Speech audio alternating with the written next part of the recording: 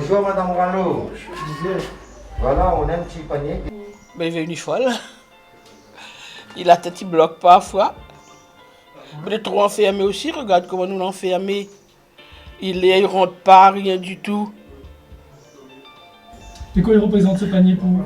Ben, c'est la joie. C'est vrai, carrément? Oui. Pourquoi? Il rentre toujours service parce que n'a pas. En ce moment, il trouve pas. Pour arriver à cette émotion qui atteste de la pertinence de cette action d'urgence sociale, ce panier en aura fait du chemin. Et tout commence à 6h du matin.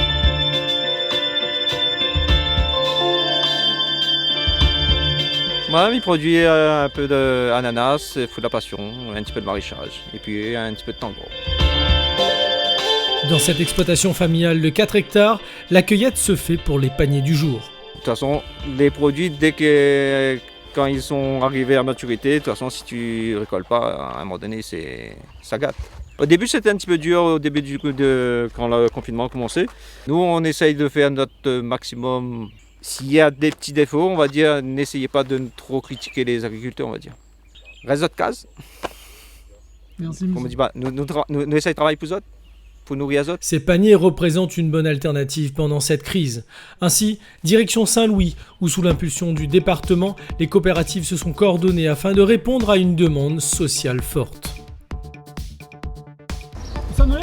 ASCF, oui, Et c'est quoi, coopérative. Comme partout dans l'île, ces coopératives agricoles centralisent plus de 80 tonnes de fruits et légumes par semaine, ce qui représente 15 000 paniers, une prouesse pour cette grande variété de produits On périssables. a pu réaliser ces paniers grâce à la solidarité de l'ensemble des acteurs du monde agricole, donc notamment par des producteurs, que ce soit via les coopératives ou via des producteurs indépendants qui ont décidé pour la contribution de ces paniers de mettre à disposition à un tarif préférentiel les produits.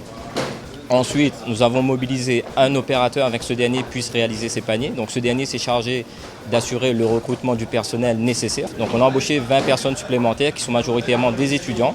Donc on a permis aussi indirectement à ces étudiants d'avoir de l'argent supplémentaire pour poursuivre leurs études.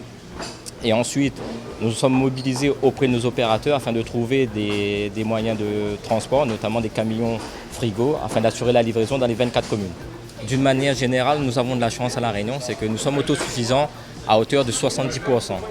C'est-à-dire que la production agricole réunionnaise est capable de nourrir en totalité notre population. La machine s'accélère, tous se mobilisent pour sortir des paniers complets pour les personnes dans le besoin. Une partie est livrée aux assistants et accueillants familiaux. Et l'autre partie des camions se dirige vers les CCAS des communes, une chaîne de solidarité qui ne s'arrête pas. Nous avons un fichier de personnes vulnérables ou de personnes effectivement en précarité sociale. Donc il y a une première partie de ce fichier qui est exploité pour la distribution des paniers. Nous avons également un site du CCAS et un accueil actuellement renforcé depuis le Covid-19. Est-ce qu'il n'y a pas plus de personnes fragiles, justement, vu le contexte?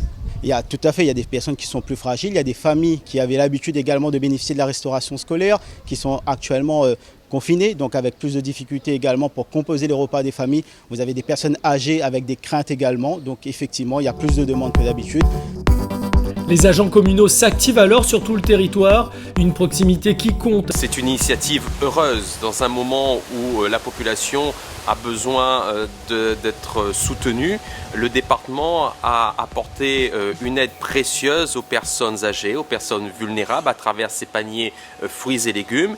Et en même temps, nous avons aussi offert au monde agricole la possibilité d'écouler une partie de leur production dans une période remplie d'incertitudes où nous avons vu au départ de l'opération beaucoup de marchés forains qui ne fonctionnaient plus, beaucoup de marchés de producteurs qui ne se faisaient plus et le département, le conseil départemental a apporté une solution pour pouvoir écouler une partie de la production. Et c'est comme ça que Julie Rallo a reçu son panier et surtout un temps d'échange, un peu d'humanité. Il y a quelqu'un? Bonjour Madame Rano.